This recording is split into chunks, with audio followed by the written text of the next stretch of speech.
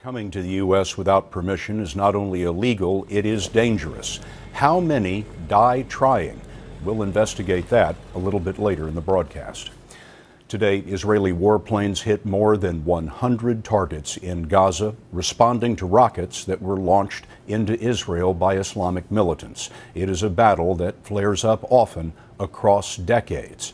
Gaza was created in 1948 for Palestinian Arabs after Israel's war for independence. Just 32 miles long with nearly 2 million people, it has an unemployment rate of 40%.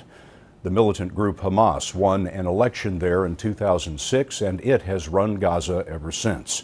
19 Palestinians were killed today in the fighting, and Holly Williams is in Israel tonight. Holly? Scott, the warning sirens have been ringing out here tonight in Israel, and the Israeli military said that one rocket even hit Hadera. That's 70 miles from Gaza and the furthest into Israeli territory that the Palestinian militants have ever struck. Israel said today its new offensive is targeting terrorists, hitting sites used by Hamas, the Palestinian militant group that controls Gaza. This is the aftermath of a strike that Hamas claimed killed 4 of its members. But in Khan Yunis, in the southern Gaza Strip today, Palestinian civilians were also caught in the chaos.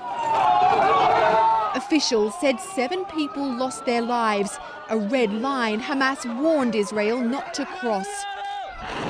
There's been a surge in rocket attacks from Gaza following the kidnapping and murder of 3 Jewish teenagers last month. Their disappearance prompted an Israeli security crackdown and seems to have provoked the revenge killing of a Palestinian youth last week. Sirens sounded today in Tel Aviv, deep inside Israel, where the rockets were intercepted by the country's Iron Dome anti-missile system. In Sderot, just 2 miles from Gaza, rocket attacks have been a part of life for over a decade. To help relieve the tension, Rotam Timsid organised a children's party today outside the town's library, which also serves as a bomb shelter. Like many Israelis, she's given up hope of achieving peace and believes strikes in Gaza may be the only way of guaranteeing her security. It's 14 years now that we're having the rockets, so I don't know if there's anything that can change the situation. So Holly, tonight, are you seeing any signs that either side is trying to calm things down? No, Scott, in fact, quite the opposite. A Hamas spokesman said today that Israel should not dream of calm and stability. Israel, meanwhile, has authorized its army to call up as many as 40,000 reservists.